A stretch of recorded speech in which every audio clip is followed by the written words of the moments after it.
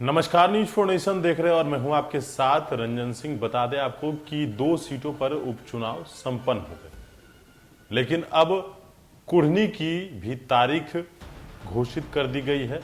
वहां भी उपचुनाव होने हैं। बता दें कि अनिल सहनी जो कि आरजेडी से विधायक थे, उनके ऊपर आरोप लगा, जिसके बाद कोर्ट ने उस सीट से जो कहा जाए कि अनिल सहनी की सदस्यता रद्द हो गई और अब वहां पर उपचुनाव होने हैं। और उपचुनाव को लेकर अब महागठबंधन में जो प्रत्याशियों को लेकर है वो चर्चाएं शुरू हो गई है। एक तरफ आरजेडी की वो सीट मानी जा रही है, लेकिन वहां से चुनाव जो है वो जेडीयू के प्रत्याशी लड़ेंगे।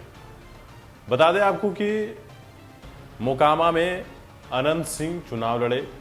हालांकि जब भारतीय जनता पार्टी के पास साथ जब जेडीयू थी तो जेडीयू की वो सीट हुआ करती थी, जेडीयू भी वहां से कैंडिडेट उतारा करती थी, लेकिन आरजेडी के उम्मीदवार होने के कारण अनंत सिंह रहे तो वो सीटें आरजेडी के पास चली गई। गोपालगंज की बात करें तो वहां से लंबे अरसे से आरजेडी चुनाव नहीं लड़ी थी और भारतीय जनता पार्टी ने जब वो सीट छोड़ी उसके बाद वहां पर कांग्रेस चुनाव लड़ती थी। जब उस वक्त गठबंधन थी तो वहां से कांग्रेस चुनाव लड़ती थी, लेकिन इस बार आरजेडी वहां से चुनाव लड़ी। और अब बारी आ गई है कुढ़नी की। कुढ़नी की बात हम इसलिए कर रहे हैं क्योंकि महागठबंधन में जो प्रत्याशी होगा वो कौन होगा? क्या आरजेडी से वो कैंडिडेट होंगे या जेडीयू से? कहा यह जा रहा है कि वो सीटें आरजेडी के, हालांकि मिल बैठकर बात करेंगे। बिहार सरकार के मंत्री जो है वो कई बार इस बात को कह चुके हैं, विजेंद्र यादव ने भी इस बात को आज कहा है कि आरजेडी का वो सीट है लेकिन मिल बैठकर बात करेंगे। यानी कि कहा यह जा रहा है, कयास ये लगाए जा रहे हैं कि ये सीट जो है वो जेडीयू के पास जाएगी, क्योंकि अभी बात करें तो उस वक्त सीटें जो है वो जेडीयू वहां से कई बार चुनाव लड़ी है, चुनाव जीती भी है, वहां के मंत्री भी रहे हैं कुढ़नी से। और ऐसे में अब जब उपचुनाव होने हैं, 2 सीटों पर ऑलरेडी जो है चुनाव लड़ चुकी है आरजेडी, ऐसे में अब बारी आती है जेडीयू की। तो उस सीट पर जेडीयू के प्रत्याशी जो है वो चुनाव लड़ेंगे।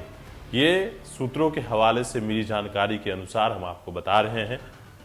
आरजेडी का वो सीट है लेकिन जेडीयू वहां से चुनाव लड़ेगा। हालांकि ये ऐलान हुआ नहीं है अब तक, लेकिन जो चर्चाएं हैं, जो बातें कही जा रही है, उसके अनुसार जो कयास लगाए जा रहे हैं, जिस तरीके से चुनाव हुए हैं, 2 सीटों पर आरजेडी चुनाव लड़ी है, तो संभवतः इस बार जो है जेडीयू का कैंडिडेट वहां से हो सकता है।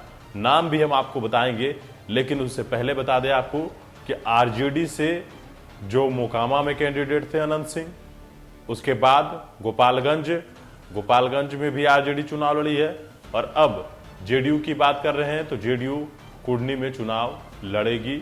जेडीयू से प्रत्याशी होंगे, पूर्व मंत्री रहे हैं मनोज कुशवाहा, उनका नाम चर्चे में है, वो इस बार जेडीयू से प्रत्याशी हो सकते हैं।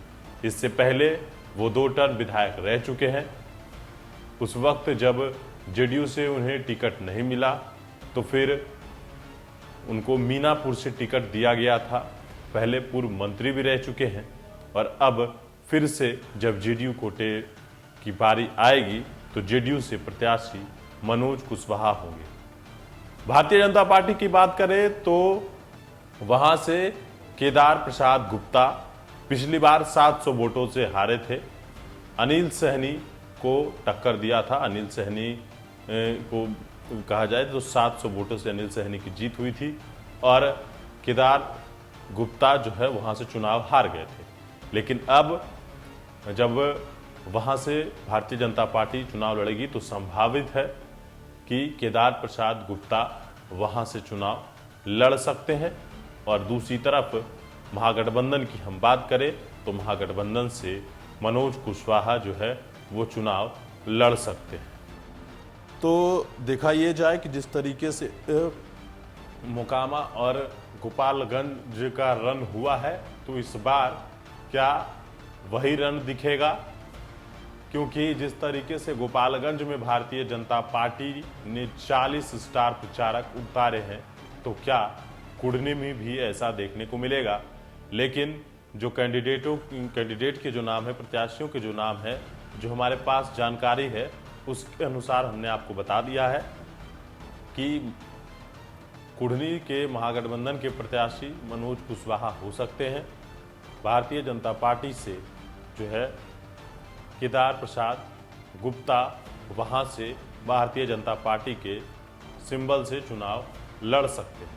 अब देखना है कि आने वाले वक्त में टिकट मिलता किसको है, लेकिन जो हमारे पास जानकारी थी, जो सूत्रों के हवाले से मिली जानकारी के अनुसार हमने आपको बताया है कि आरजेडी संभवतः इस बार उस सीट से चुनाव ना लड़े, जेडीयू के प्रत्याशी वहां उतारे जाएंगे।